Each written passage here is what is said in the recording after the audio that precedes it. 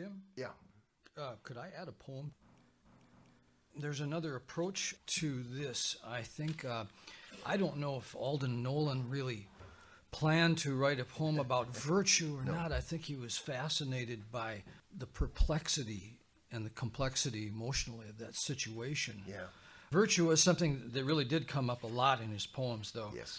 But I actually, probably Tim too, have set out sometimes to write poems that somehow embody or exemplify a virtue without necessarily talking about it abstractly. And this is one of mine. It's called Reverence. It connects directly to the book that Tim is relating, Woodruff's Reverence. Isn't that the one that got you started really thinking about this?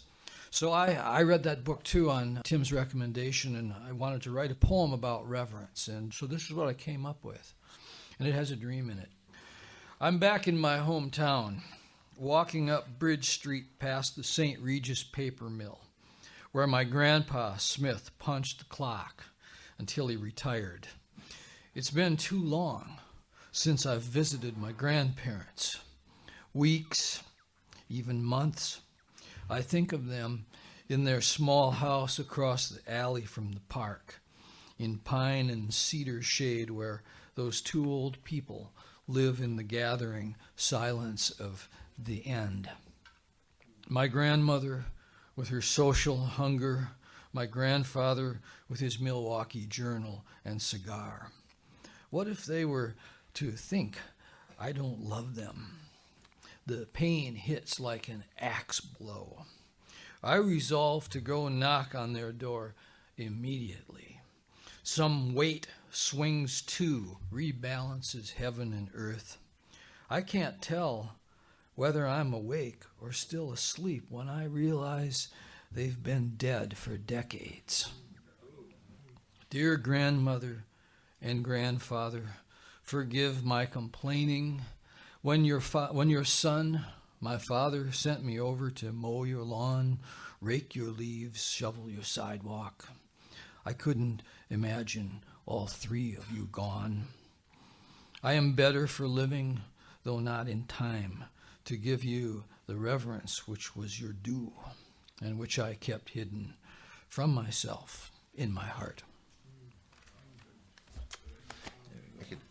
I could hear the gasps. So I guess I did use the word reverence in it, but it was really an attempt to give the feeling of what. It always seems to involve some kind of turn, doesn't it? Yes. A choice. You know, you can either forget and be thoughtless, or you can go on in the other direction. There's a choice with virtue. And if a person doesn't have virtue, we can't give it to them. If there's a little bit of virtue in a person, for instance, if you have a little bit of reverence, this poem suddenly resonates with your sense of reverence, and you hear the gasp.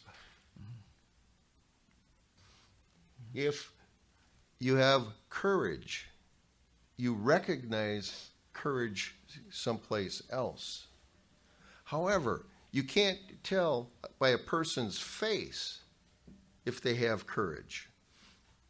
You can't even tell if that person has reverence. A good artist can illustrate emotion in a face. A good artist, a good painter, cannot illustrate a virtue in a person's face, because a virtue is only recognized when it's in relationship with someone or something else.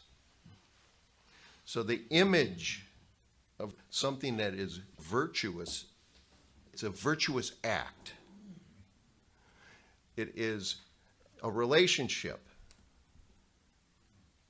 courage, reverence, respect, wisdom, compassion. Any virtue, any label. And we all know what a virtue is. We struggle with the labels. but we can only recognize it when it is activated. Here's where the artist's intention comes in. I really wanted people to look at that poem through the lens of the element of reverence and the part that it played. Yes. Because reverence was the determining factor whether I would go and see my grandparents in the dream and let them know that I loved them and revered them, which was something that when I was a teenager was very far from my conscious attention and intention. So I really wanted it to be seen through that lens.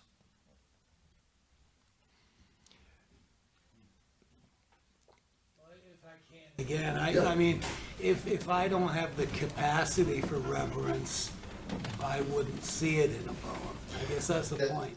Yes, exactly. Okay. And a virtue is a capacity. In fact, this is Woodruff's definition of a virtue.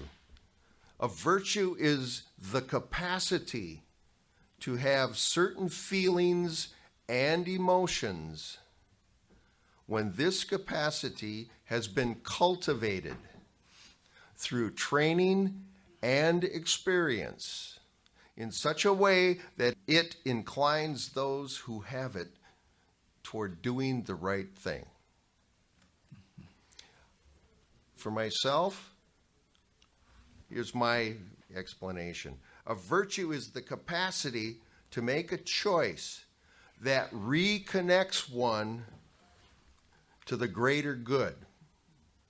Or this morning, Francis used to the greater context or to the whole. So when we make a choice that reconnects us to the greater good, that greater good could simply be diving off the diving board, the courage that a small child has to dive off the diving board. That choice is, this is going to make me more alive. This is going to make me more adventurous. And it took an enormous amount of courage to do that. That's another thing about courage. We cannot compare types of courage. They're incomparable because they're immeasurable. Courage is courage.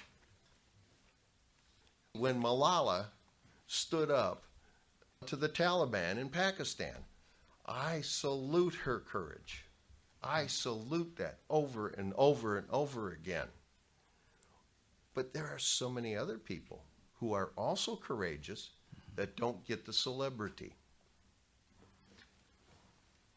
She may be the role model for many women to come, and God, I hope so. But do we measure what Malala did to the 12-year-old who stands up to her stepfather and finally says, "Fuck you, you're not touching me again, asshole"? Mm-hmm. Whose courage is more? We can't measure that. The virtues are immeasurable. And the virtues are there in the face of emotion, in the midst of emotion. It's the choice they make. I'll just throw a little wild card in here quick. I'm a little bit hesitant to ascribe courage or virtues only to human beings in the human world. Yeah.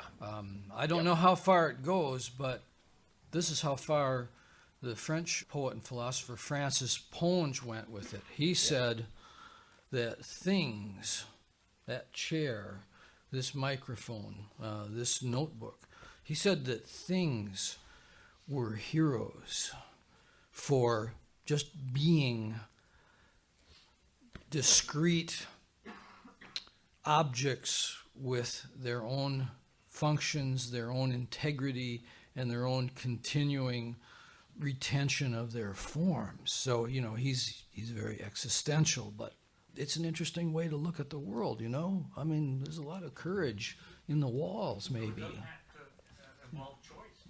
I don't see the Well, who knows? the choice to dissolve or not. I don't know. You'd have to ask the chair. Yeah. And the chair has a different language than we do. That's right, that's Yeah. right. The shamans might understand it, though. Yeah. There's a temple in China that is named "This Mountain Dares to Exist." Yep. This mountain dares to exist.